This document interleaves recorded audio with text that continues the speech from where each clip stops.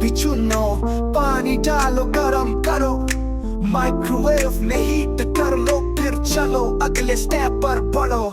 Cold coffee, ठंडी coffee, पीने में मजा जैसे जादू लाठी। शुगर डालो, सब मिलाओ, मिक्सर में घुमा घुमा के बनाओ। आइस क्यूब्स लो, मिक्सर में डालो, ब्लेंड कर लो, एकदम जमा लो ग्लास में, फिर आइस जमाओ, मिक्सर डालो, दूध मिलाओ, कॉफी पाउडर से गार्निश कर लो, फिर मजे से एक सिप भर लो, करो सर्व, कर दो शेयर, कोल्ड कॉफी की ले लो बहुत शेयर।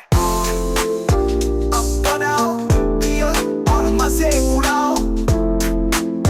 कैसा लगा?